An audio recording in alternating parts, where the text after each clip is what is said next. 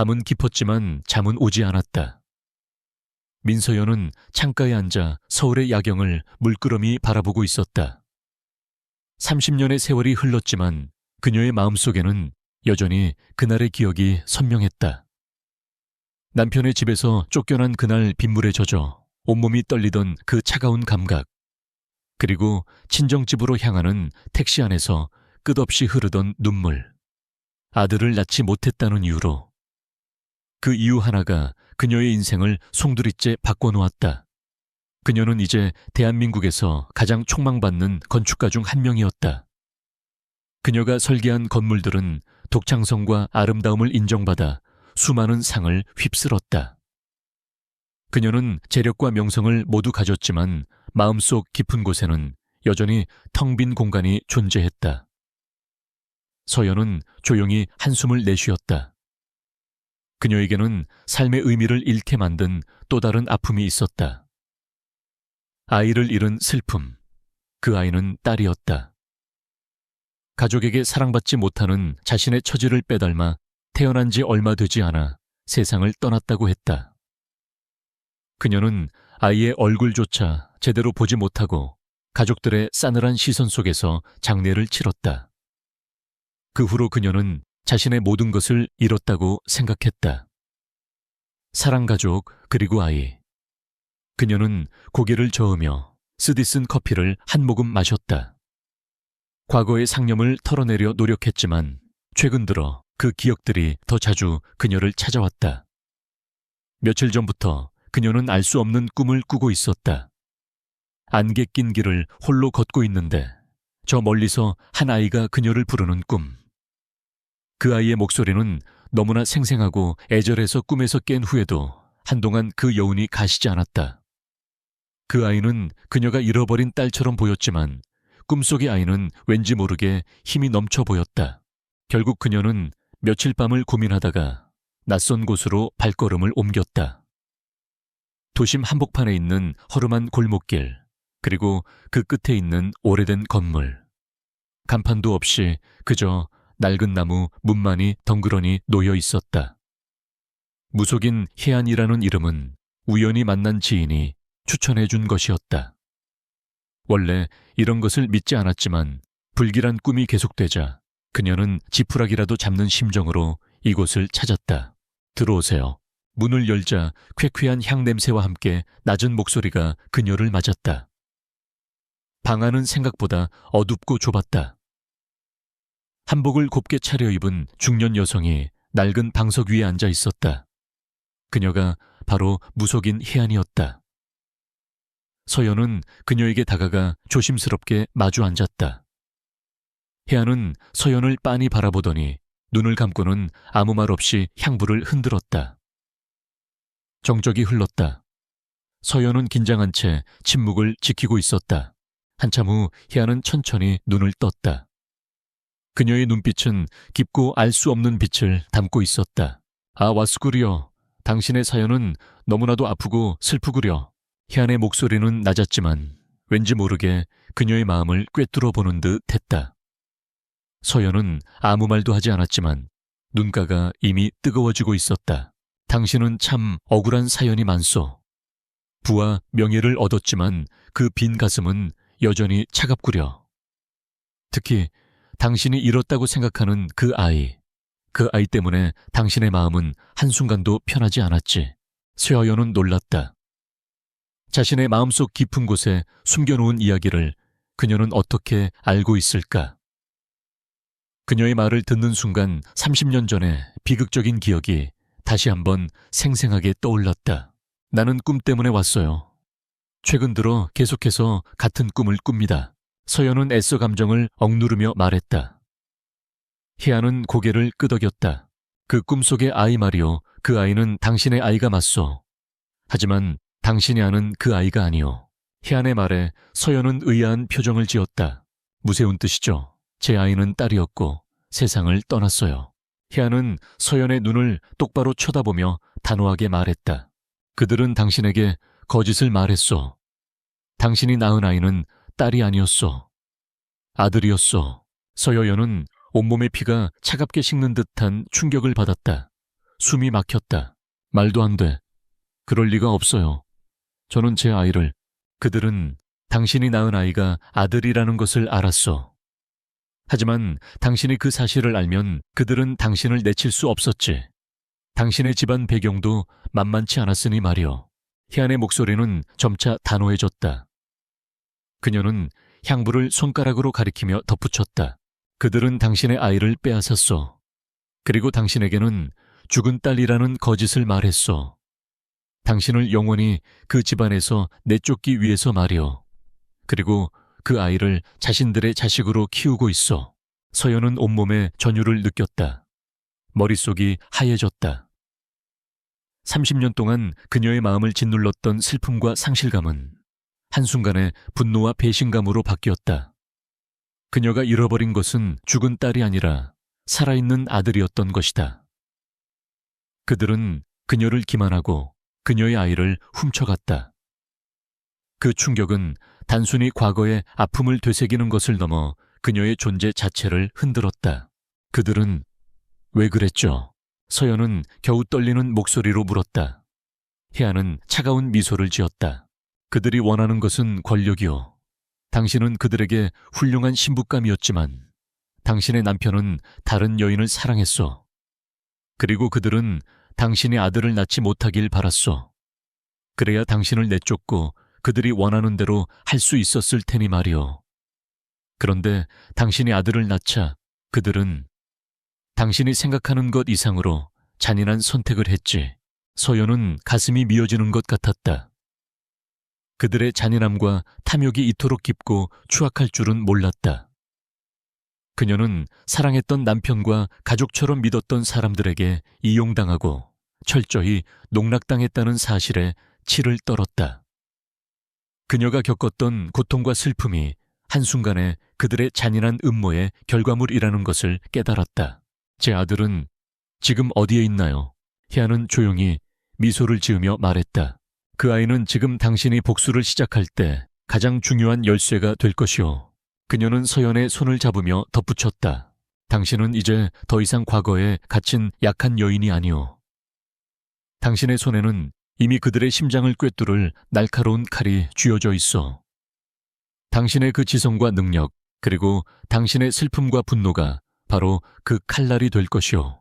서연은 희안의 말을 곱씹었다. 그녀의 심장에서는 잊고 지냈던 뜨거운 불꽃이 타오르기 시작했다.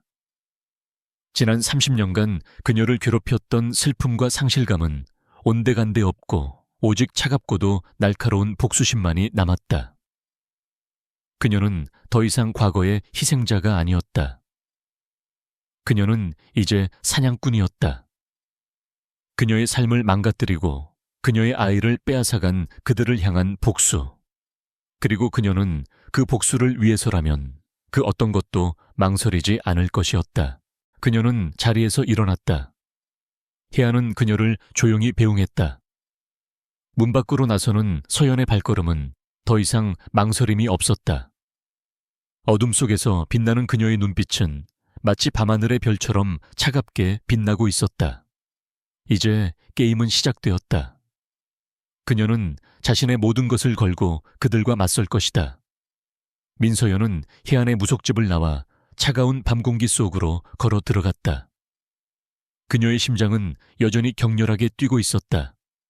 머릿속은 온통 혼란스러웠다. 아들이라니, 자신이 딸을 낳았고 그 아이가 세상을 떠났다는 사실은 지난 30년간 그녀의 삶을 규정해온 가장 끔찍한 진실이었다. 그 진실은 그녀의 모든 슬픔과 고통의 근원이었고 동시에 그녀를 억척스럽게 성공으로 이끈 원동력이기도 했다. 그런데 그 모든 것이 거짓이었다니. 핸들을 잡은 그녀의 손이 미세하게 떨렸다. 그녀는 지금이라도 당장 그들의 집에 쳐들어가 진실을 소리치고 싶었다. 하지만 그녀는 냉정함을 잃지 않았다. 30년간의 세월은 그녀에게 감정을 통제하는 법을 가르쳐 주었다. 분노는 그녀의 힘이 될 수 있지만 감정에 휩쓸리면 무기가 될 수 없다는 것을 그녀는 잘 알고 있었다. 그녀의 차는 익숙한 길을 따라 도심을 벗어나 한적한 강변 도로로 향했다. 그곳에서 그녀는 차를 세우고 깊은 숨을 내쉬었다. 창밖으로 흐르는 강물은 고요했지만 그녀의 마음속은 거친 폭풍이 몰아치고 있었다. 그녀는 차근차근 기억을 더듬기 시작했다. 임신과 출산의 순간들. 그녀는 임신 기간 내내 불안했다. 가족들은 아들을 원했지만 그녀는 왠지 모르게 딸일 것 같은 예감이 들었다. 출산이 임박했을 무렵 시어머니 임미자 여사는 매일같이 그녀를 찾아와 아들을 낳아야 한다고 압박했다. 이 집안의 대를 이을 자손은 무조건 아들이어야 한다. 만약 딸이라면. 그녀의 말끝은 항상 흐려졌지만 그 속에 담긴 의미는 서연에게 충분히 전해졌다. 결국 그녀는 만삭의 몸으로 병원에 입원했다. 진통이 시작되었고 몇 시간의 사투 끝에 아이가 태어났다. 그녀는 희미한 의식 속에서 아이의 울음소리를 들었다. 그리고 누군가 아들입니다 라고 외치는 소리도 들은 것 같았다. 하지만 그 순간 그녀의 눈은 이미 감기고 있었다.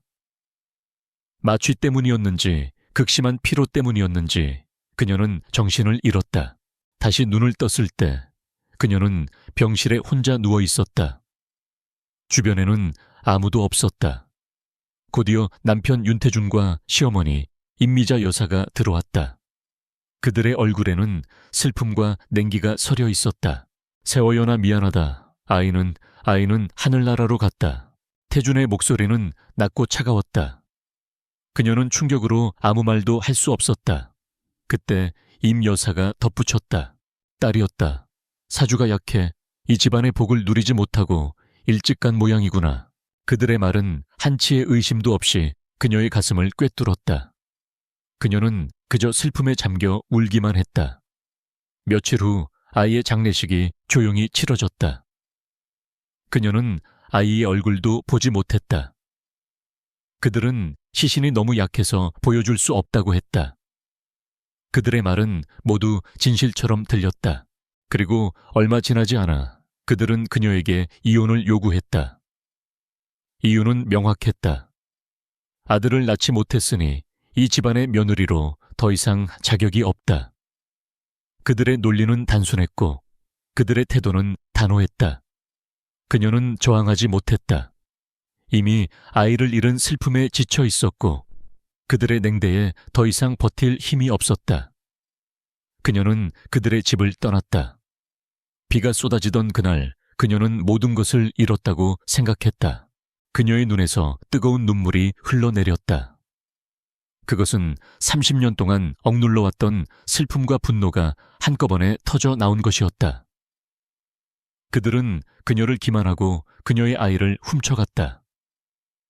그들의 탐욕과 잔인함이 이토록 깊은 상처를 남길 줄은 몰랐다. 그녀는 눈을 감고 심호흡을 했다. 감정이 어느 정도 진정되자 그녀는 핸드폰을 꺼내 한 번호로 전화를 걸었다. 이현우 씨, 나예요, 민서연. 이현우는 그녀의 오랜 조수이자 동료 건축가였다. 그는 서연의 능력을 존경하며 따르는 충직한 사람이었다.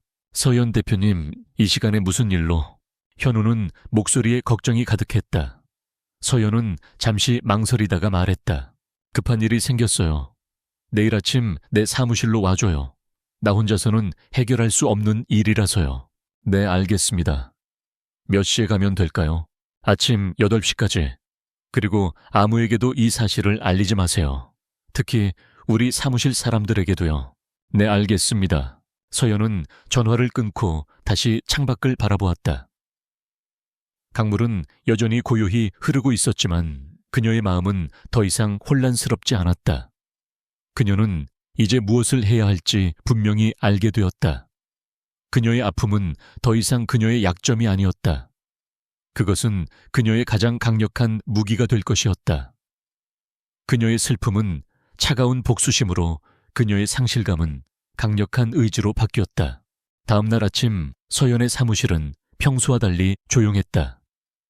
이현우가 약속한 시간에 도착했다.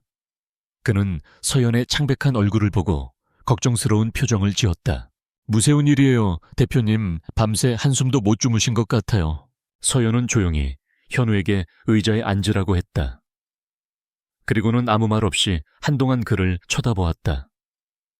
이현우는 그녀가 자신에게 깊은 신뢰를 가지고 있다는 것을 알고 있었다.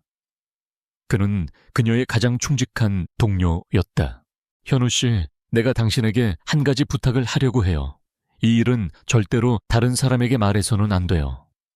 당신의 삶이 위험해질 수도 있어요. 네 대표님, 말씀하세요. 현우는 서연의 단호한 눈빛을 보고 그녀가 얼마나 진지한지 알 수 있었다. 윤그룹 기억하죠? 네, 물론이죠. 예전에 대표님께서 그 그룹의 아드님과 결혼하셨다는 소문을 들은 적이 있습니다. 하지만 워낙 오래전 일이라 서연은 고개를 끄덕였다. 그들은 내게서 모든 것을 앗아갔어요. 그들의 손에 노란한 꼭두각시였죠. 하지만 이제 내가 그들에게 되갚아줄 차례예요. 그녀는 혜안에게 들었던 이야기를 현우에게 모두 털어놓았다. 아들을 낳았지만 딸이라는 거짓말을 듣고 쫓겨난 사연. 30년이 지난 지금 그 아들이 윤그룹의 후계자로 자라고 있다는 사실까지. 현우는 충격으로 말을 잇지 못했다. 그의 눈이 휘둥그레졌다. 말도 안 돼요. 그런 짓을 감히. 그들은 내게서 아들을 훔쳤어요. 그리고 그 아들을 그들의 야망을 위한 도구로 키우고 있죠. 나는 이제 내 아들을 되찾을 거예요. 그리고 그들이 나에게 준 고통을 똑같이 되갚아줄 거예요. 서연의 목소리는 차갑게 떨렸다. 현우는 그녀의 깊은 슬픔과 분노를 느낄 수 있었다. 대표님, 제가 어떻게 도와드리면 될까요? 우리는 그들의 가장 약한 부분을 공략해야 해요. 그들이 가장 중요하게 여기는 것, 바로 그들의 명성과 사업을요. 나는 그들의 가장 큰 프로젝트인 미래도시 건축 프로젝트를 조사하려고 해요. 그 프로젝트에 작은 흠집이라도 있다면 그들의 사업은 흔들릴 거예요. 나는 건축가로서의 나의 능력을 이용해서 그들의 약점을 찾아낼 거예요. 서연의 눈빛은 이미 복수를 향한 날카로운 칼날처럼 빛나고 있었다. 현우는 그녀의 결단력에 감탄했다. 그는 그녀가 단순한 복수심에 사로잡힌 것이 아니라 자신의 능력과 지성을 이용해 정의를 구현하려 한다는 것을 알 수 있었다. 알겠습니다, 대표님. 제가 할 수 있는 모든 것을 다해서 대표님을 돕겠습니다. 고마워요, 현우 씨. 당신의 도움이 절실해요. 이 일은 우리 두 사람만의 비밀이 될 거예요. 그녀는 책상 서랍에서 두꺼운 파일처를 꺼내 현우에게 건넸다. 그것은 윤그룹의 미래도시 건축 프로젝트에 관한 자료들이었다. 현우는 파일을 받아들고 서연의 사무실을 나섰다. 서연은 홀로 남아 창밖을 바라보았다. 30년 전 그녀는 모든 것을 잃은 채 이 집을 떠났다. 하지만 이제 그녀는 모든 것을 되찾기 위해 돌아왔다. 그녀의 복수는 이미 시작되었다. 그리고 그녀의 복수는 그 어떤 영화보다도 더 잔혹하고 더 짜릿할 것이었다. 민서연의 사무실을 나선 이현우는 정신을 차릴 수 없었다. 손에 들린 파일이 마치 불덩이라도 되는 듯 뜨겁게 느껴졌다. 윤그룹 한국 경제의 한 축을 담당하는 거대 기업, 그리고 그들의 비밀. 그들이 서연 대표에게 저지른 짓은 상상조차 할 수 없는 잔혹함이었다. 그는 윤그룹이 진행하는 미래도시 프로젝트에 대해 잘 알고 있었다. 언론에서는 그 프로젝트를 한국의 미래를 바꿀 혁신이라 칭송했고 건설업계의 모든 이목이 집중되어 있었다. 그 프로젝트를 총괄하는 사람이 바로 윤태준이었다. 이현우는 곧바로 자신의 집으로 향했다. 서연 대표의 지시대로 그는 이 일을 철저히 비밀로 유지해야 했다.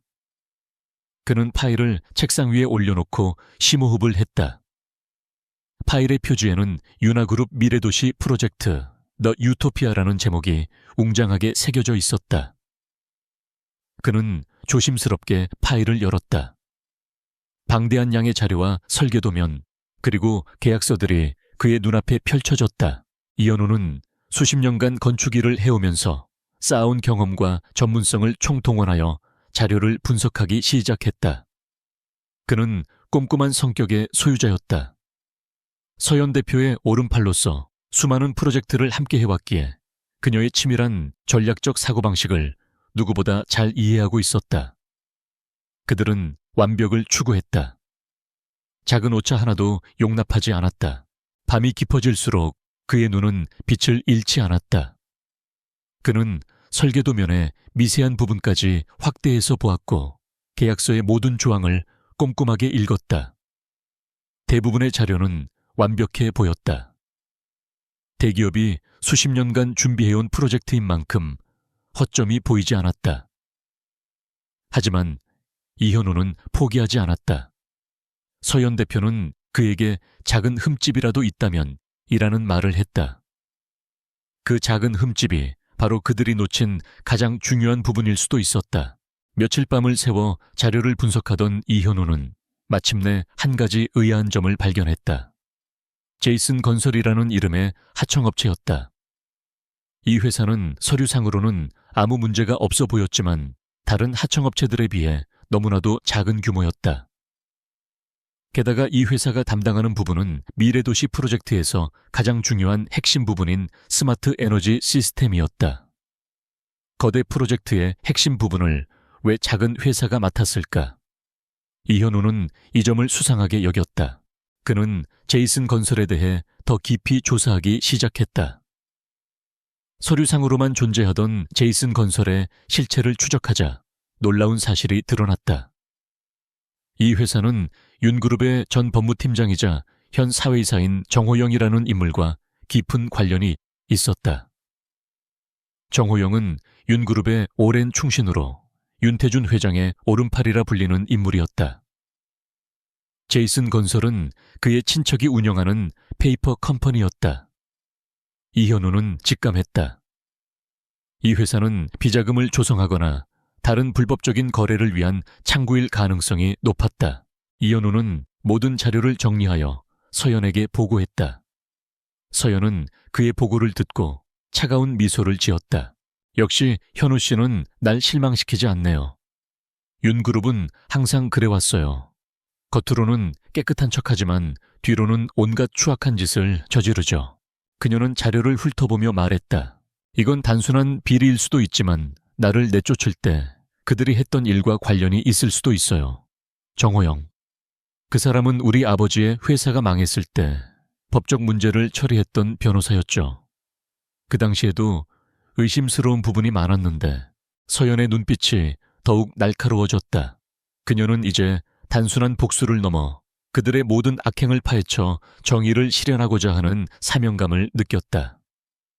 그녀는 윤그룹의 비리뿐만 아니라 자신의 아이를 빼앗아간 그들의 잔인한 음모까지 모두 밝혀낼 계획을 세웠다. 현우 씨, 이제 우리의 다음 단계는 이 비리를 세상에 알리는 거예요. 하지만 직접적으로 알리면 안 돼요. 그들은 우리가 가진 힘을 우습게 보지 않을 테니 그들의 약점을 먼저 흔들어 놓아야 해요. 서연은 조용히 말했다. 그녀의 목소리에는 차가운 결단이 서려 있었다. 나는 윤태준 회장을 직접 만나려고 해요. 우리가 가진 패를 보여주면서 그들을 압박할 거예요. 그들이 나에게 했던 것처럼 그들도 당황하게 만들어야죠. 이현우는 걱정스러운 표정을 지었다. 대표님 위험하지 않으시겠어요. 그들은 무슨 짓이든 할 사람들입니다. 괜찮아요. 나는 더 이상 그들에게 놀아날 나약한 서연이 아니에요. 나는 이제 그들의 가장 무서운 적이 될 거예요. 걱정 마세요. 나는 완벽한 시나리오를 가지고 있어요. 서연은 윤태준에게 직접 전화를 걸었다. 수화기 너머로 들려오는 그의 목소리는 여전히 오만하고 자신감에 차 있었다. 민서연 씨, 이게 얼마만이야. 그동안 잘 지냈나? 별일은 없고. 태준의 목소리에는 비웃음이 섞여 있었다. 서연은 침착하게 말했다. 윤 회장님 드릴 말씀이 있어서 전화 드렸어요. 혹시 시간 괜찮으시면 잠시 만날 수 있을까요? 만나자고, 하하. 당신과 내가 무슨 할 이야기가 있다고. 난 바쁜 사람이야. 그렇겠죠. 저도 바쁜 사람이니까요. 하지만 제가 가지고 있는 정보는 회장님께서 무시하기 힘드실 거예요. 미래도시 프로젝트에 관한 이야기거든요. 서여연의 말에 태준의 목소리가 굳어졌다.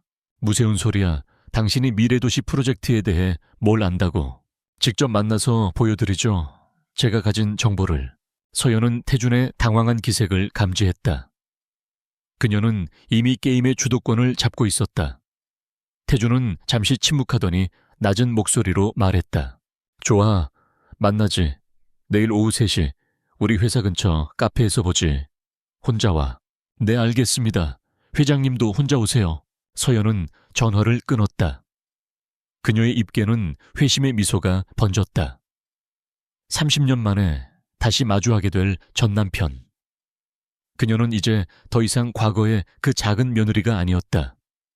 그녀는 그를 짓밟고 그들의 모든 것을 파괴할 준비가 되어 있었다. 다음 날 서연은 약속 장소로 향했다. 그녀는 가장 단정하면서도 강인한 인상을 줄 수 있는 정장을 입었다. 그녀의 얼굴은 화장기 없이 깨끗했고 그녀의 눈빛은 차가운 결의로 가득 차 있었다. 약속 장소에 도착하자 태준은 이미 그녀를 기다리고 있었다. 그는 여전히 젊고 잘생겼지만 30년 전에 그 따뜻하고 순수했던 모습은 찾아볼 수 없었다. 그의 얼굴에는 오만함과 성공에 대한 자만이 가득했다. 민서연 씨, 당신이 무슨 짓을 꾸미는지 모르겠지만 당신이 나를 이길 수 있다고 생각하나? 태준은 서연을 비웃으며 말했다. 서연은 그의 비웃음을 무시하고 차가운 눈으로 그를 응시했다. 회장님, 저는 회장님을 이기려고 온 게 아니에요. 단지 회장님께서 놓치고 계신 아주 중요한 사실을 알려드리러 왔을 뿐이에요. 그녀는 조용히 태블릿 PC를 꺼내 화면을 켰다. 화면에는 제이슨 건설과 윤그룹 사이에 수상한 자금 흐름에 대한 자료들이 담겨 있었다. 태준은 그녀의 태블릿을 보자마자 얼굴이 굳어졌다. 이게 어떻게 당신 손에 들어갔지? 저는 건축가예요. 프로젝트를 분석하는 것이 제 일이죠. 그리고 회장님께서 너무나도 큰 실수를 하셨더군요. 제이슨 건설이라는 너무나도 수상한 회사를 하청업체로 쓰시다니요. 서연은 미소를 지으며 말했다. 그녀의 미소는 차가운 얼음처럼 냉정했다. 태준은 당황했다. 이 모든 것이 서연의 손에 들어갔다는 사실은 그에게 엄청난 충격이었다. 그는 서연이 단순히 복수심에 불타는 나약한 여인일 것이라 생각했다. 하지만 그녀는 이미 자신의 모든 것을 알고 있었다. 당신, 뭘 원하는 거야? 돈이야. 얼마면 돼? 태준은 초조하게 물었다. 서연은 그의 질문에 차가운 눈으로 답했다. 도니오 회장님께서 제게 주신 돈은 이미 충분해요. 제가 원하는 것은 돈이 아니에요. 회장님께서 제게서 앗아간 모든 것을 되찾는 것, 그리고 회장님께서 저지른 모든 죄에 대한 대가를 치르게 하는 것, 그것이 제가 원하는 전부예요. 태준의 얼굴이 하얗게 질렸다. 그는 이제야 깨달았다. 민서연은 더 이상 과거의 희생자가 아니었다. 그녀는 모든 것을 계획하고 모든 것을 파헤친 무서운 사냥꾼이었다. 윤태준은 믿을 수 없었다. 30년 전 자신의 손으로 직접 내쫓았던 나약한 여인이 이제는 자신을 압박하는 무서운 존재가 되어 눈앞에 서 있었다. 그의 심장은 불안으로 거칠게 뛰었다. 민서연의 눈빛은 너무나도 차가웠고 그녀의 목소리는 칼날처럼 날카로웠다. 그녀는 더 이상 과거의 그 겁 많고 순진한 서연이 아니었다. 그녀는 복수심으로 가득 찬 완벽한 전략가였다. 당신이 원하는 것이 돈이 아니라면 대체 뭘 하려는 거야? 태준은 겨우 목소리를 짜내 물었다. 서연은 그의 초조함에 아랑곳하지 않고 차분하게 대답했다. 저는 제가 잃어버린 것을 되찾으려고 해요. 그리고 회장님께서 제게서 빼앗아간 모든 것에 대한 대가를 치르게 하려고요. 회장님께서 저지른 일은 비단 저에게만 해당되는 것이 아니에요. 미래도시 프로젝트의 비리는 수많은 사람들에게 피해를 줄 수 있는 중대한 범죄죠. 태준은 이마에 땀이 송골송골 맺혔다. 그는 서연이 단순히 복수심에 사로잡힌 것이 아니라 사회적 정의를 내세워 자신을 궁지로 몰아넣고 있다는 것을 깨달았다. 그의 가장 큰 약점은 바로 그들의 명성과 사업이었다. 그들은 수십 년간 쌓아온 깨끗한 이미지를 한순간에 잃을 위기에 처했다. 그 파일, 그거 다 위조된 거야. 증거도 없고. 당신이 뭘 할 수 있을 것 같아 내가 누군지 알아. 태주는 애써 허세를 부리며 말했다. 서연은 그런 그의 태도를 비웃기라도 하듯 작게 웃었다. 회장님, 저는 건축가예요. 제가 다룬 자료들은 모두 진실만 담고 있죠. 그리고 저는 제게서 빼앗긴 것을 되찾기 위해서라면 그 어떤 것도 망설이지 않을 거예요. 회장님께서는 이미 저를 너무 오랫동안 얕보셨어요. 그녀는 자리에서 일어나 태블릿 PC를 챙겼다. 태주는 그녀를 붙잡고 싶었지만 발이 땅에 붙어버린 것처럼 움직일 수 없었다. 이보아 민서연 당신, 이대로 가면 후회하게 될 거야. 서연은 뒤도 돌아보지 않고 카페를 나섰다. 그녀의 뒷모습은 당당하고 흔들림이 없었다. 태주는 테이블에 털썩 주저앉았다. 심장이 미친 듯이 뛰었다. 그는 즉시 자신의 오른팔인 정호영 사회이사에게 전화를 걸었다. 호영아, 큰일 났다. 민서연이 나타났어. 미래도시 프로젝트에 제이슨 건설 비리를 알고 있어. 게다가 돈을 요구하는 게 아니야. 복수하겠다고 해. 정호영의 목소리도 놀라움에 가득 차 있었다. 민서연이요? 그 여자 30년 전에 이혼하고 이 나라를 떠났다고 들었는데요. 아니야, 돌아왔어. 그것도 아주 무서운 여자로. 그녀가 가진 자료는 단순한 추측이 아니야. 정확하게 우리 약점을 짚고 있었어. 정호영은 잠시 침묵하더니 차분하게 말했다. 회장님, 일단 진정하세요. 민서연은 혼자입니다. 우리는 그녀가 가진 것보다 훨씬 더 큰 힘을 가지고 있습니다. 그녀가 가진 자료를 무력화시키고 그녀의 입을 영원히 막아야 합니다. 지금부터 제가 시키는 대로 하십시오. 정호영의 말에 태주는 안정을 되찾았다. 그는 정호영의 냉철한 판단력과 뛰어난 위기관리 능력을 신뢰했다. 그는 정호영의 지시대로 서연에게 방역을 가할 준비를 시작했다. 며칠 후 서연의 회사에는 윤그룹의 감사팀이 들이닥쳤다. 그들은 서연의 회사에 대한 모든 장부와 서류를 검토하겠다고 통보했다. 서연의 그 회사 직원들은 당황했다. 갑작스러운 감사에 모두들 혼란스러워했다. 하지만 서연은 이미 예상하고 있었다는 듯 차분했다. 걱정 마세요. 우리가 떳떳하다면 문제 될 것 없어요. 그리고 이 감사의 배후에는 윤그룹이 있다는 것을 잊지 마세요. 그들이 우리를 흔들고 싶어 하는 거예요. 서연은 직원들을 안심시켰다. 그녀는 이미 모든 서류를 완벽하게 정리해 두었다. 그녀는 건축가로서의 윤리적 기준을 철저히 지켜왔기 때문에 그들이 어떤 것을 찾든 아무런 문제가 될 것이 없었다. 그녀는 그들이 자신의 회사를 감사하는 동안 자신의 복수 계획을 더욱 구체화했다. 윤그룹은 서연의 회사를 감사하는 것 외에도 또 다른 압박을 가했다. 그녀의 회사가 진행 중이던 대형 프로젝트들의 투자자들이 갑자기 투자를 철회하기 시작한 것이다. 이것은 서연의 회사에 치명적인 타격을 입힐 수 있는 위기였다. 하지만 서연은 흔들리지 않았다. 그녀는 이미 이런 상황을 예상하고 있었다. 현우 씨 투자자들이 왜 투자를 철회했는지 조사해 주세요. 그리고 그들에게 우리의 계획을 알려주세요. 우리가 윤그룹의 비리를 세상에 알릴 것이라는 것을요. 그들은 윤그룹의 위험성을 알게 되면 다시 우리에게 돌아올 수밖에 없을 거예요. 서연은 차분하게 지시했다. 그녀의 지시를 받은 이현우는 즉시 움직였다. 그는 서연의 계획에 깊은 신뢰를 가지고 있었다. 서연은 이현우와 함께 건축가로서의 인맥을 총동원하여 윤그룹의 비리를 세상에 알리기 시작했다. 그녀는 언론에 직접 접촉하지 않고 영향력 있는 소셜미디어 인플루언서와 건축 전문 저널리스트들에게 익명으로 정보를 흘렸다. 그녀가 흘린 정보는 정확하고 구체적이었다. 윤그룹의 미래도시 프로젝트의 설계 결함과 하청업체 비리에 대한 내용이었다. 언론은 처음에는 이를 무시했지만 서연이 흘린 정보들이 점차 구체화되자 이를 주목하기 시작했다. 그리고 마침내 한 건축 전문 저널리스트가 제이슨 건설의 비리에 대한 폭로 기사를 썼다. 기사에는 제이슨 건설이 윤그룹의 비자금 조성 창구로 이용되었다는 의혹이 담겨 있었다.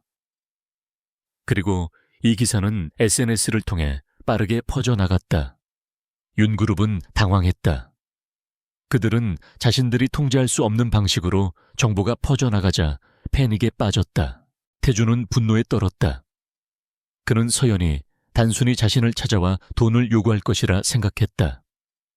하지만 그녀는 그들의 가장 약한 부분을 정확하게 찔렀다. 그녀는 그들의 명성을 훼손하고 그들의 사업을 흔들었다. 그리고 그는 이 모든 것이 서연의 치밀한 전략이라는 것을 깨달았다. 태주는 서연에게 전화를 걸었다. 그의 목소리는 더 이상 오만하지 않았다. 대신 분노와 불안이 뒤섞여 있었다. 민서연, 이 모든 게 당신 짓이지. 당신 감히 우리 회사를 건드려 당신이 가진 모든 걸 빼앗아 버릴 거야. 서연은 그의 분노에 아랑곳하지 않고 차분하게 말했다. 회장님, 저는 이미 제가 가진 모든 것을 빼앗겼어요. 그리고 제가 말씀드렸죠. 저는 회장님을 이기려고 온 게 아니라고요. 단지 제가 잃어버린 것을 되찾으러 왔을 뿐이에요. 그녀는 전화를 끊었다.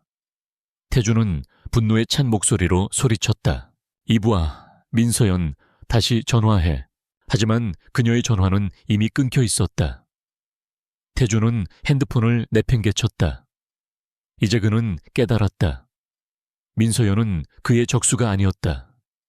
그녀는 그가 결코 이길 수 없는 존재였다.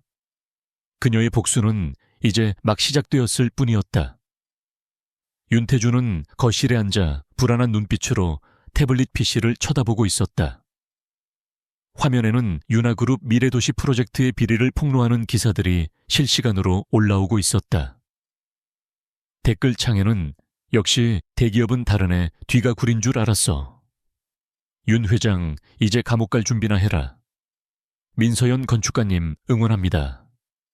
와 같은 내용들이 쏟아져 나왔다. 그는 충격과 분노로 온몸이 떨렸다. 그는 즉시 정호영 사회이사를 호출했다. 정호영은 그의 앞에 나타나 허리를 굽혀 인사했다. 회장님, 무슨 일이십니까? 이게 어떻게 된 거야? 내가 그렇게 조용히 처리하라고 했는데. 태주는 태블릿을 바닥에 내팽개쳤다. 정호영은 차분하게 태블릿을 주어 화면을 확인했다.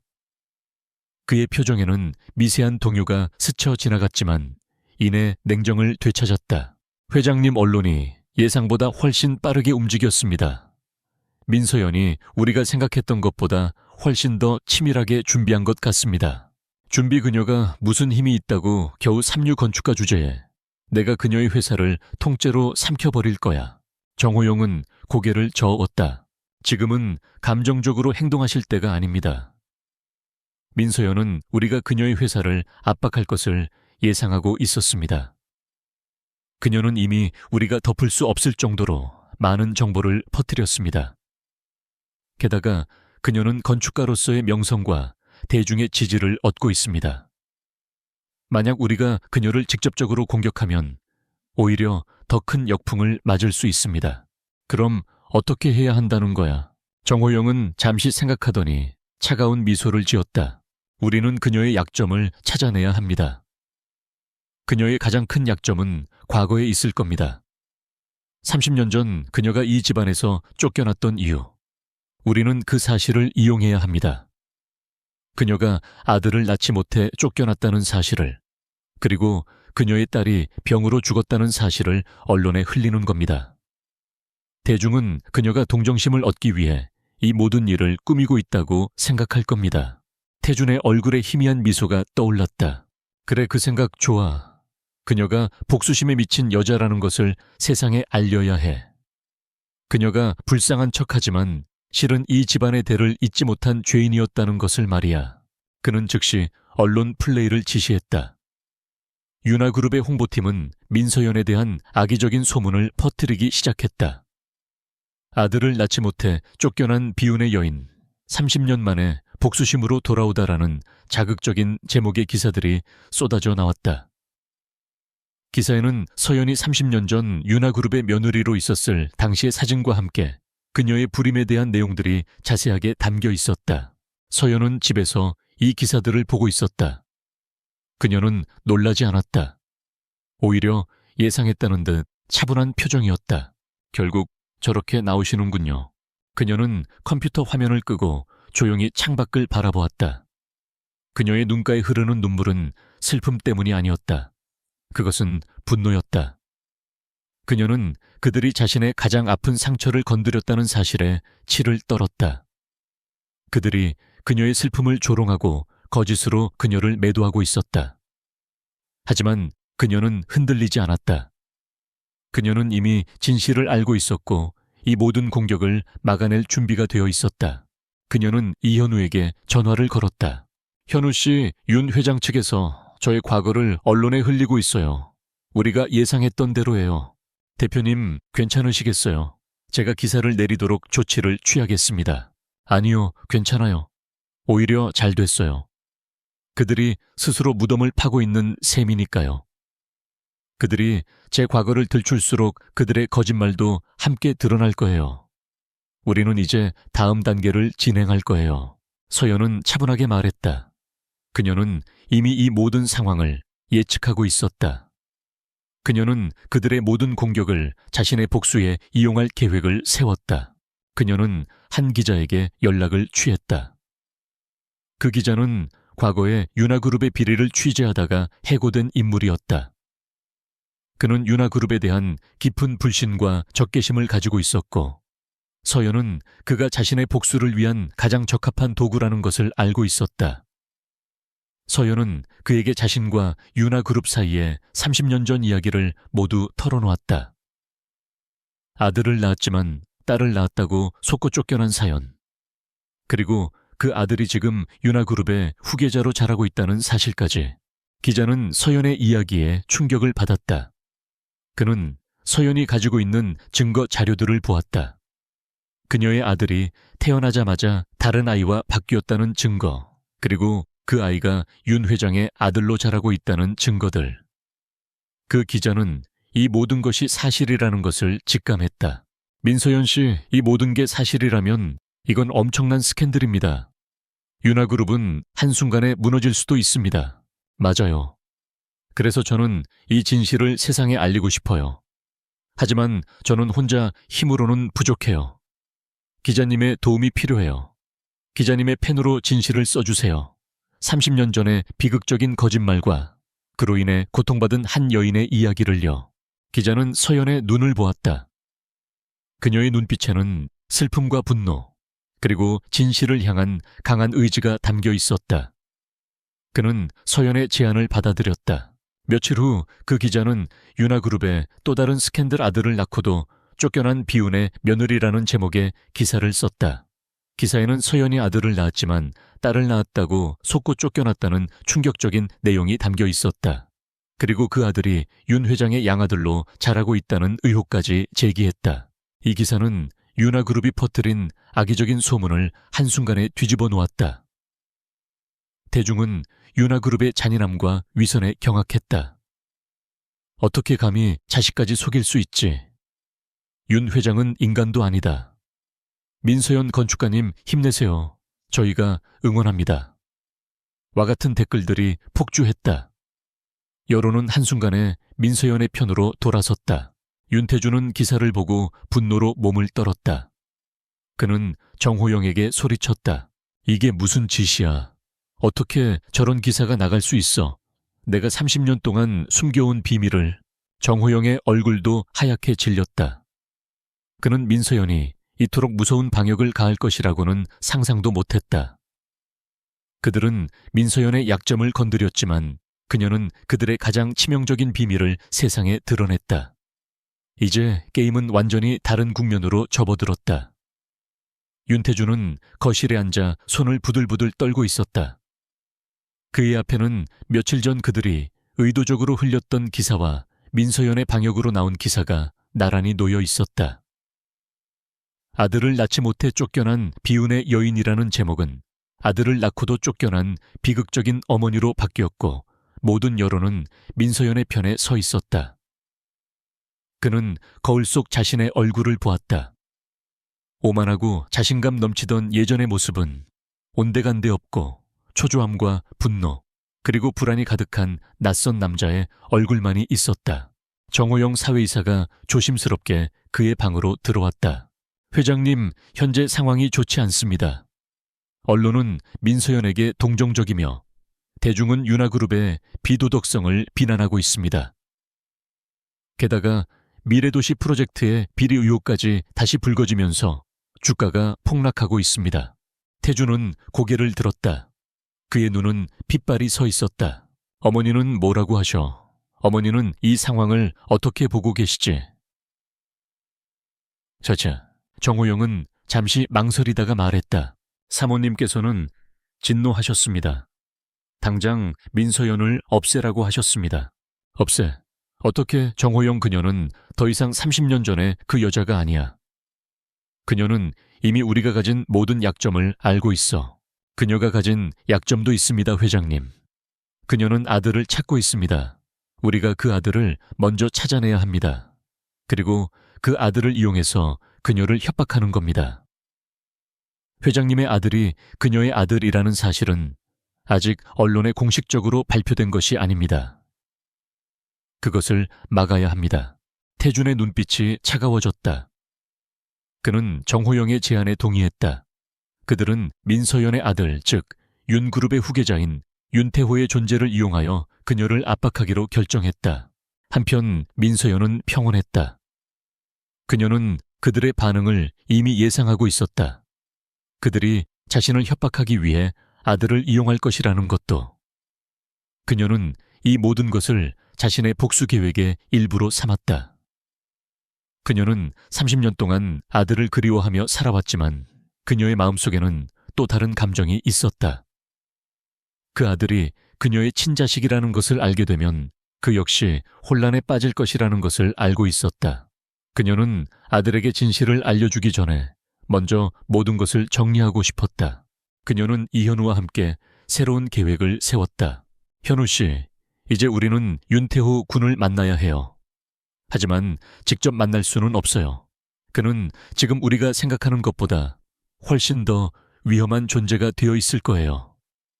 우리는 그에게 우리가 가진 정보를 보내줘야 해요. 익명으로. 대표님, 그에게 직접 진실을 알리시는 건가요? 네, 하지만 감정적으로 접근해서는 안 돼요. 이 모든 사실을 제3자의 시각으로 객관적인 증거들과 함께 보내줘야 해요. 그러면 그는 혼란스러울 거예요. 그가 혼란스러워할 때 우리는 그를 조용히 도울 수 있는 방법을 찾아야 해요. 그는 아직 어리고 이 모든 상황에 대해 아무것도 모를 거예요. 그는 그저 윤그룹의 후계자로 자라났을 뿐이죠. 그에게는 아무 죄가 없어요. 서연의 목소리에는 아들에 대한 안타까움이 묻어 있었다. 이현우는 그녀의 말을 듣고 동의했다. 그들은 윤태호가 자주 가는 장소, 그의 취미, 그의 모든 것을 조사했다. 그리고 그가 가장 좋아하는 건축가인 민서연의 작품을 찾아보고 있다는 것을 알게 되었다. 이현우는 윤태호의 비서에게 익명으로 한 이메일을 보냈다. 이메일에는 민서연의 과거 그리고 윤화그룹의 비리에 대한 기사 링크가 담겨 있었다. 그리고 그는 이 모든 것의 진실을 알려줄 수 있는 한 개의 USB를 함께 보냈다. 윤태호는 자신의 책상 위에 놓여있는 익명의 USB를 보았다. 그는 그것을 열어보았고 그 안에는 충격적인 내용이 담겨 있었다. 자신의 어머니가 아들을 낳고도 쫓겨났다는 기사들, 그리고 자신의 아버지가 비리를 저질렀다는 증거들. 그는 믿을 수 없었다. 그의 부모님은 항상 그에게 완벽한 모습을 보여주었다. 그들의 세계에는 거짓과 비리가 존재하지 않았다. 하지만 USB 안에 있는 또 다른 폴더를 열자 그의 얼굴은 하얗게 질렸다. 그 폴더 안에는 자신의 출생 증명서와 30년 전의 사건에 대한 모든 진실이 담겨 있었다. 자신이 윤화그룹의 친아들이 아니라 민서연이라는 여인의 아들이라는 충격적인 사실. 그는 모든 것을 부정하고 싶었지만 증거는 너무나도 명확했다. 그의 출생증명서는 가짜였고 그의 어머니라고 믿었던 임미자 여사는 그에게 거짓을 말해왔다. 태호는 혼란과 배신감에 휩싸였다. 그는 즉시 아버지를 찾아갔다. 아버지, 이 모든 게 사실입니까 제가 민서연이라는 여자의 아들입니까? 태주는 당황했다. 태호의 손에 들려있는 USB를 보고 그는 모든 것을 직감했다. 태호야, 그건 다 거짓말이야. 누가 그런 말도 안 되는 소리를 해. 개요짓말이라고요. 하지만 여기 증거가 있습니다. 제 출생증명서가 위조되었고 저의 생모는 민서연이라고 쓰여 있습니다. 아버지 말씀해 주세요. 진실이 무엇입니까? 태호의 눈에는 배신감과 슬픔이 가득했다. 태주는 아들을 잃을지도 모른다는 공포에 휩싸였다. 그는 태호에게 모든 것을 털어놓았다.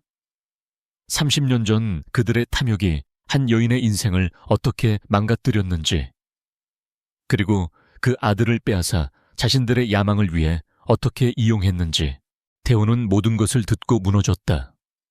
그의 세상은 한순간에 산산조각 났다. 그가 믿고 사랑했던 모든 것이 거짓이었다. 그가 자랑스러워했던 가문은 추악한 범죄의 소굴이었고 그가 존경했던 부모는 잔인한 사기꾼들이었다. 그는 자신의 정체성을 잃었다. 그는 더 이상 유나그룹의 후계자가 아니었다. 그는 그저 태어나자마자 어머니에게서 빼앗긴 가엾은 아들이었다. 태호는 아버지에게서 등을 돌렸다. 저는 더 이상 유나그룹의 사람이 아닙니다. 저는 당신들의 아들이 아니에요. 그는 그 자리에서 유나그룹을 떠나기로 결정했다. 태주는 그를 붙잡으려고 했지만 그는 이미 마음을 굳힌 상태였다. 어머니를 만나고 싶습니다. 태호의 말에 태주는 아무 말도 할 수 없었다. 그는 자신의 탐욕이 낳은 비극적인 결과를 뼈저리게 느끼고 있었다. 그의 가장 큰 약점은 아들이었지만 그는 그 아들을 협박의 도구로 사용하려다가 결국 잃게 되었다. 민서연의 복수는 이제 그들의 가장 중요한 것을 파괴하기 시작했다. 윤태호는 30년 만에 생모 민서연을 만나기 위해 약속 장소로 향했다. 그의 발걸음은 무거웠다. 그가 타고 온 차는 윤그룹의 고급 세단이었지만 그는 마치 구겨진 종이 조각처럼 초라하고 혼란스러웠다. 그의 머릿속은 온통 뒤죽박죽이었다. 그가 알고 있던 세상은 한순간에 무너져 내렸다. 그는 윤태준과 임미자 여사의 아들이 아니었다. 그는 그들이 탐욕을 위해 30년 전에 버린 한 여인의 아들이었다. 그들의 모든 사랑과 보살핌은 거짓이었고 그들의 가족은 한편의 잘 짜여진 연극이었다. 태호는 약속 장소인 한적한 카페에 도착했다. 창가에 앉아 커피를 마시고 있는 여자가 보였다. 그녀는 사진 속에서 보았던 민서연이었다. 그녀의 얼굴은 30년의 세월을 고스란히 담고 있었지만 그녀의 눈빛은 여전히 젊고 강인했다. 그녀는 그에게서 시선을 떼지 않았다.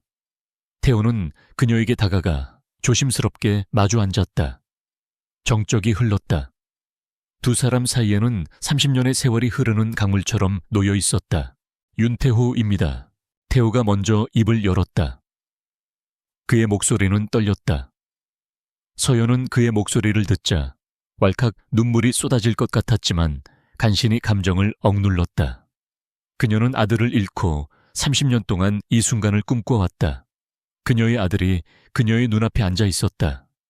그녀가 잃어버린 아이는 이렇게 멋진 청년으로 자라 있었다. 그래, 잘 자라주었구나. 태호야. 서연의 목소리는 부드러웠다. 태호는 그녀의 목소리를 듣자 굳게 닫혔던 감정에 댐이 무너지는 것을 느꼈다.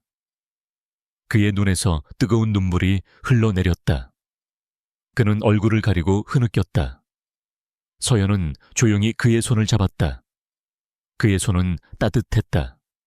그녀는 그의 손을 잡으며 말했다. 괜찮아. 울어도 돼. 그동안 많이 힘들었지. 모든 게 거짓이었다는 사실을 알게 되었을 때 얼마나 힘들었을까. 엄마가 미안해. 내가 널 지키지 못했어. 태호는 고개를 들었다. 그의 얼굴은 눈물로 범벅되어 있었지만 그는 그녀의 눈을 똑바로 쳐다보았다. 왜 저를 버리셨습니까? 왜 30년 동안 찾아오지 않으셨습니까? 서연은 조용히 고개를 저었다. 나는 널 버린 적 없어. 그들은 네가 딸이었다고, 그리고 태어난 지 얼마 되지 않아 죽었다고 나에게 거짓말을 했어. 나는 널 잃은 줄 알았어. 그래서 매일매일 울었어. 내 가슴 속에는 항상 네가 있었어. 비록 얼굴도 모르는 아이였지만 나는 널 한순간도 잊은 적이 없어. 서연은 30년 전의 비극적인 이야기를 태호에게 모두 털어놓았다. 그녀가 어떻게 쫓겨났는지, 그리고 그들이 그녀의 아이를 어떻게 빼앗아갔는지. 태호는 그녀의 이야기를 듣고 자신의 부모라고 믿었던 사람들의 잔혹함에 치를 떨었다. 그들이 자신에게 베풀었던 사랑은 모두 거짓이었고 그들의 야망을 위한 도구였다는 것을 알게 되자 그의 마음은 더욱 찢어지는 것 같았다. 저는 이제 어떻게 해야 합니까? 제가 믿었던 모든 것이 거짓인데 저는 이제 누구를 믿고 살아야 합니까? 태호는 절망에 찬 목소리로 물었다. 서연은 그의 손을 잡고 말했다. 네오는 네 자신을 믿으면 돼. 그리고 나는 이제 그들의 모든 것을 세상에 밝힐 거야. 그들이 30년 동안 숨겨온 모든 죄를. 너는 더 이상 그들의 꼭두각시가 아니야. 너는 내 아들이야. 그리고 나는 너의 엄마로서 너에게 진실을 돌려주고 싶어. 그리고 네가 이 모든 것을 당당하게 이겨내기를 바란다. 태호는 서연의 단호한 눈빛을 보았다. 그녀는 복수심에 사로잡힌 나약한 여인이 아니었다. 그녀는 그들의 모든 것을 파헤치고 정의를 실현하고자 하는 강인한 여인이었다. 그는 그녀의 강인함에 감동했다. 그리고 그녀를 돕기로 결심했다. 어머니, 제가 도와드리겠습니다. 저도 이제 그들의 거짓 속에서 살고 싶지 않습니다. 저도 제가 잃어버린 것을 찾고 싶습니다. 태호의 말에 서연의 얼굴에는 희미한 미소가 떠올랐다. 그녀는 이제 혼자가 아니었다. 그녀의 복수는 이제 그녀와 그녀의 아들의 이야기가 되었다. 서연은 태호와 함께 새로운 계획을 세웠다. 그녀는 이제 더 이상 숨지 않을 것이었다. 그녀는 기자회견을 열고 세상의 모든 진실을 밝히기로 결정했다. 그녀는 이현우와 함께 기자회견을 준비했다. 태호는 그녀를 도왔다. 그는 윤하그룹 내부의 비밀 자료들을 그녀에게 제공했다. 그들의 비자금 내역, 그리고 그들이 저지른 모든 불법적인 거래 내역까지. 어머니, 이 자료들은 윤하그룹을 한순간에 무너뜨릴 수 있는 것들입니다. 아버지께서 저지른 모든 죄가 담겨 있습니다. 고마워요, 태호야. 네가 준 이 자료들은 우리가 정의를 실현할 수 있는 가장 강력한 무기가 될 거야. 기자회견이 열리는 날 기자들은 인산인해를 이루었다. 윤하그룹의 미래도시 프로젝트 비리 의혹과 민서연 건축가에 대한 논란이 최고조에 달했기 때문이었다. 서연은 당당하게 연단에 섰다. 그녀의 옆에는 이현우가 그리고 그 뒤에는 태호가 서 있었다. 태호는 아직 자신의 존재를 드러내지 않았다. 서연은 마이크를 잡았다. 그녀의 목소리는 떨리지 않았다. 그녀는 침착하게 말했다. 안녕하세요, 민서연입니다. 오늘 이 자리에 선 이유는 지난 30년간 윤하그룹이 저지른 모든 죄를 세상에 밝히기 위함입니다. 기자들은 웅성거렸다. 서연은 태블릿 PC를 꺼내 화면을 켰다. 화면에는 제이슨 건설의 비리 내역과 함께 윤하그룹이 저지른 모든 불법적인 거래 내역이 담겨 있었다. 그리고 그녀는 가장 중요한 이야기를 꺼냈다. 그리고 윤하그룹의 윤태준 회장과 임미자 여사께서 저지른 가장 잔인한 범죄에 대해 말씀드리겠습니다.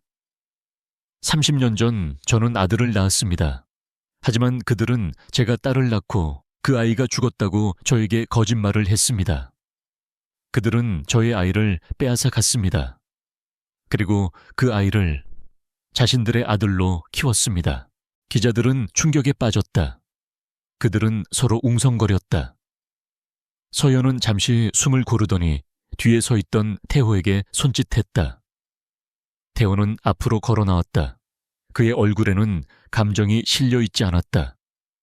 그는 담담한 표정으로 기자들을 바라보았다. 이 아이가 바로 제가 낳은 아들입니다.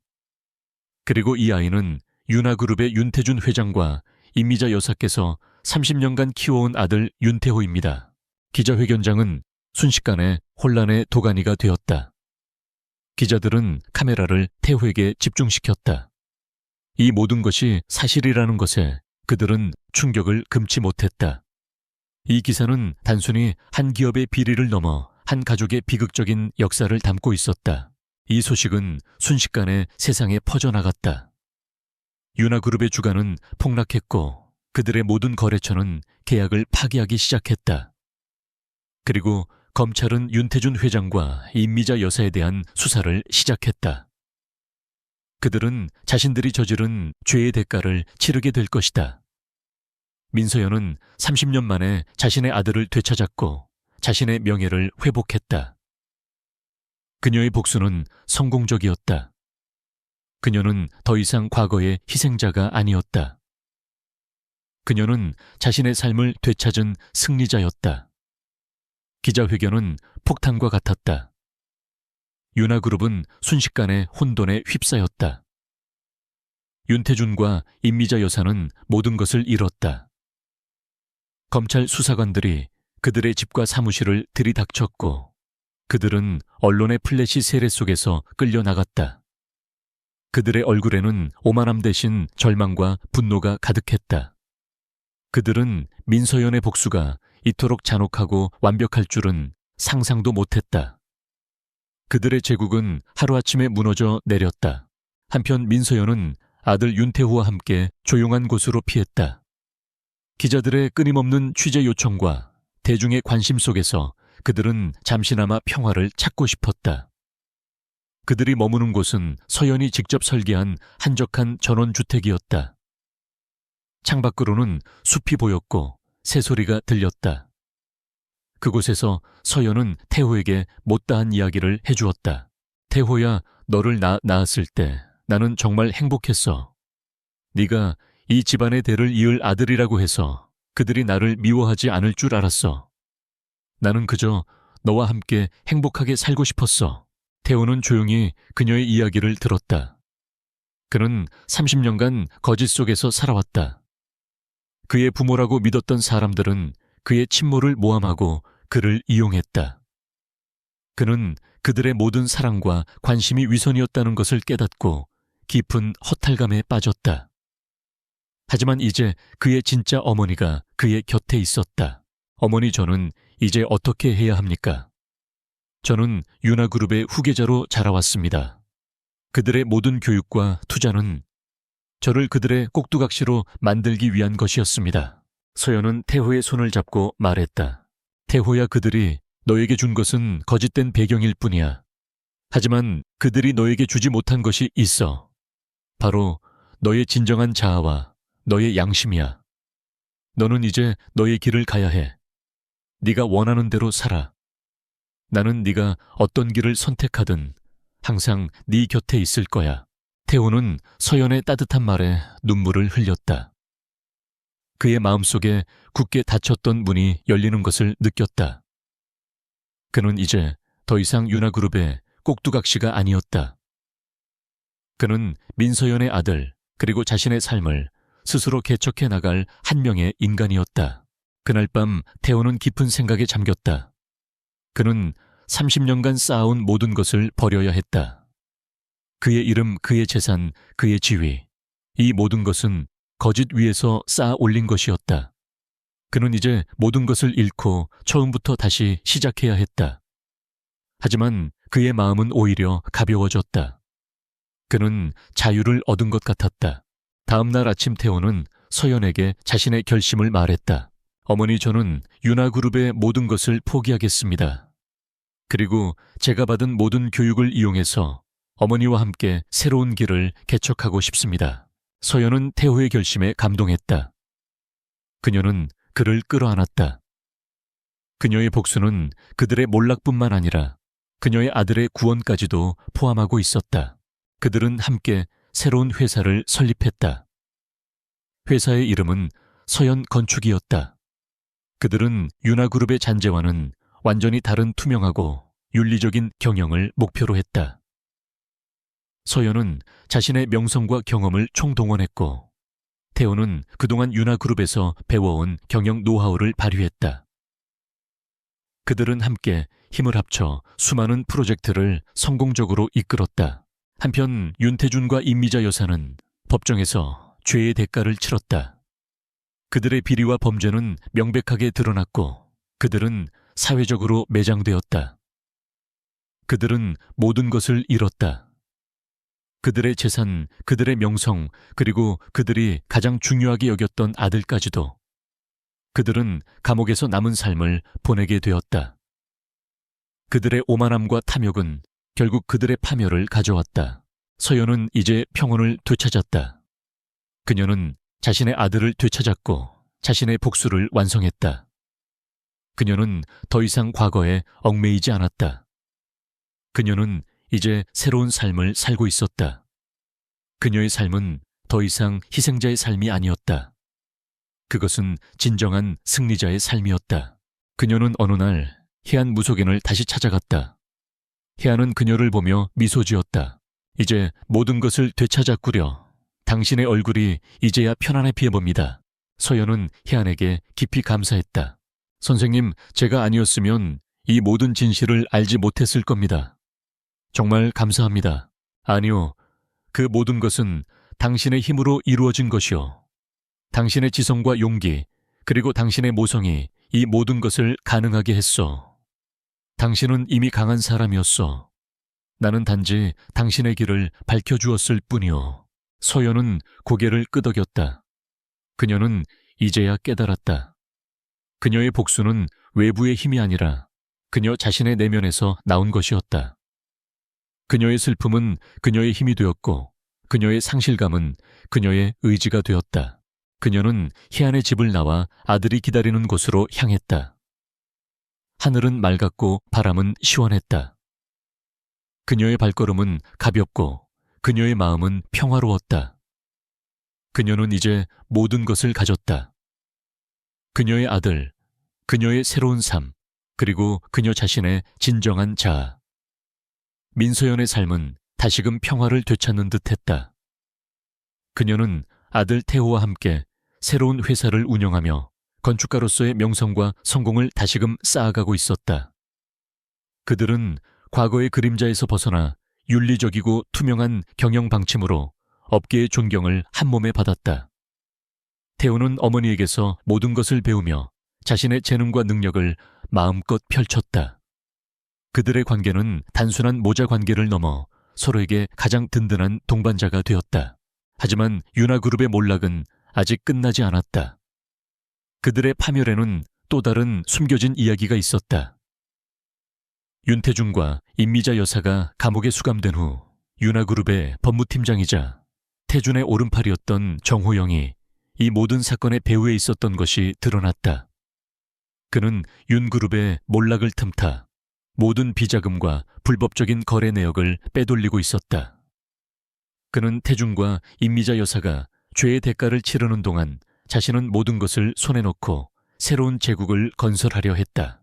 이 사실은 태호가 윤화그룹의 내부 자료를 정리하는 과정에서 우연히 발견하게 되었다.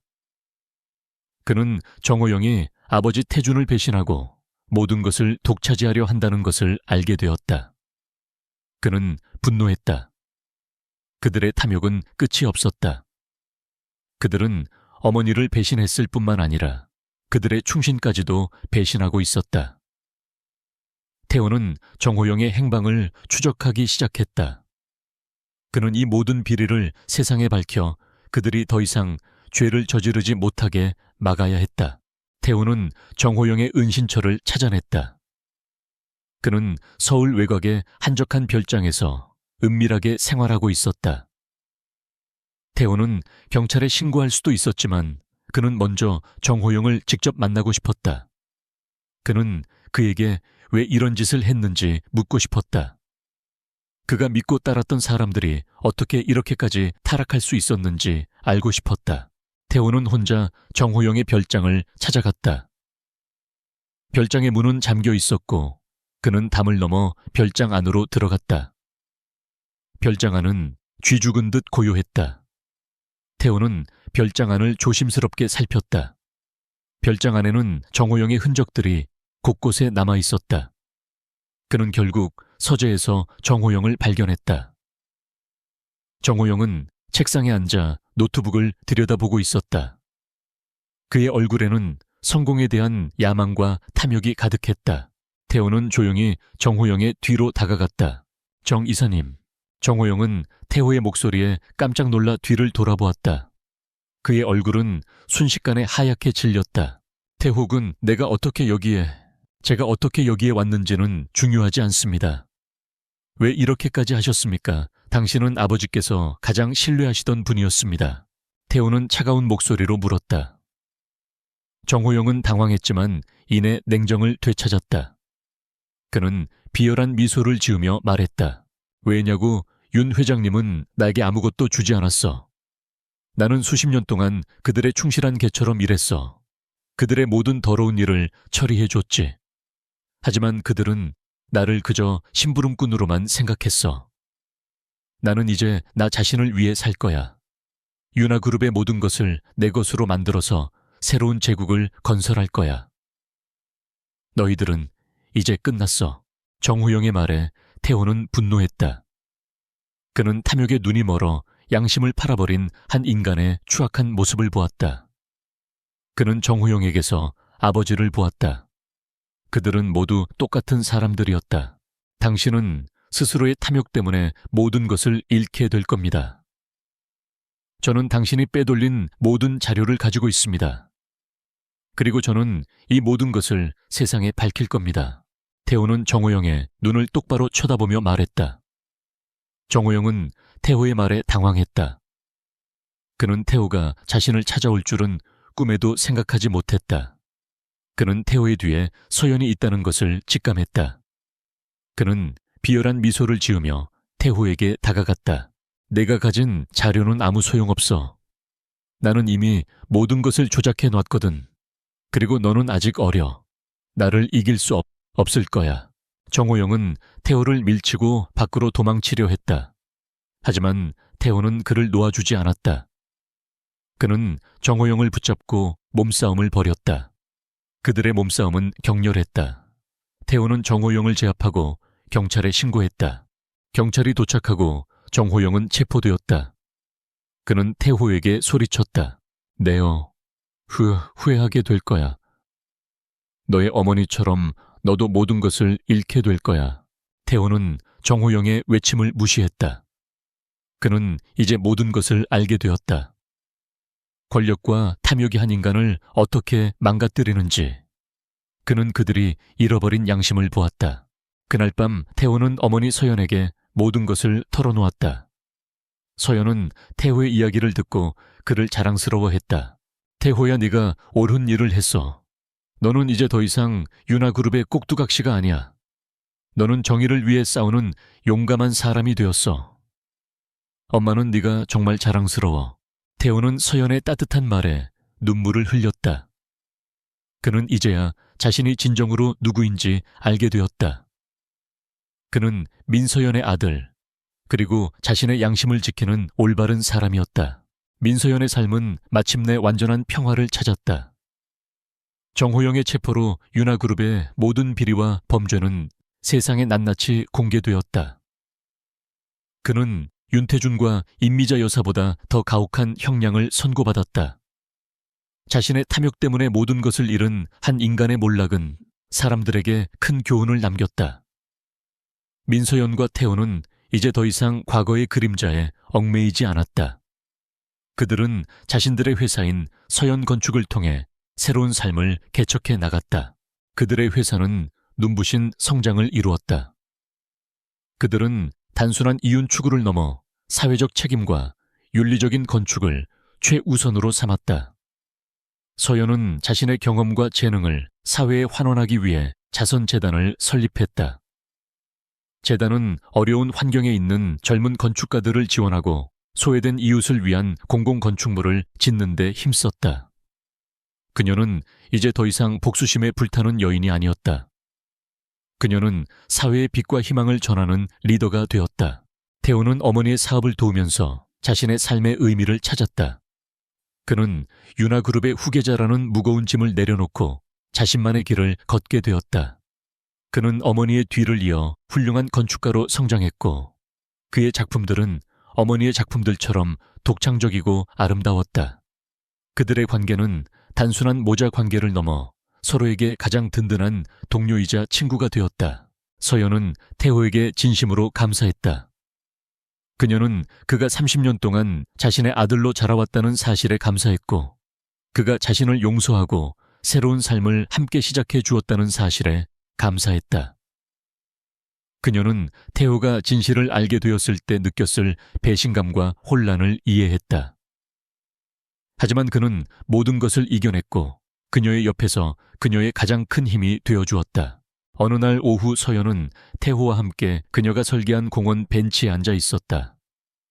공원에는 많은 사람들이 웃고 떠들며 평화로운 시간을 보내고 있었다. 서연은 태호의 손을 잡고 말했다. 태호야, 네가 없었으면 이 모든 것은 불가능했을 거야. 너는 내게 가장 소중한 선물이야. 너를 낳고 그리고 다시 만날 수 있어서 엄마는 정말 행복해. 태호는 어머니의 손을 잡고 미소 지었다. 어머니, 저도 어머니를 만나서 행복합니다. 어머니께서 제게 주신 것은 이름이나 재산이 아니라 진정한 삶의 의미였습니다. 저도 어머니의 아들로 살 수 있어서 정말 감사합니다. 그들은 서로를 바라보며 조용히 미소 지었다. 그들의 삶은 이제 완전해졌다. 그들은 모든 것을 잃었지만 동시에 모든 것을 얻었다. 그들은 서로를 되찾았고 그들의 삶을 되찾았다. 태준과 임미자 여사는 감옥에서 서로를 원망하며 살았다. 그들의 오만함과 탐욕은 결국 그들의 모든 것을 파괴했다. 그들은 평생을 서로를 탓하며 고통 속에서 살았다. 그들은 자신들이 저지른 죄의 대가를 뼈저리게 느끼고 있었다. 그들은 진정으로 행복한 삶이 무엇인지 알지 못했다. 민서연은 이제 더 이상 과거에 얽매이지 않았다. 그녀는 자신의 복수를 통해 자신의 삶을 되찾았고 자신의 아들을 되찾았다. 그녀의 삶은 이제 새로운 시작이었다. 그녀는 그녀가 겪었던 모든 고통과 슬픔이 헛되지 않았다는 것을 알게 되었다. 그녀의 삶은 이제 그녀가 원하는 대로 흘러갔다. 그녀는 진정한 승리자였고 그녀의 이야기는 용기와 희망 그리고 정의에 대한 이야기였다.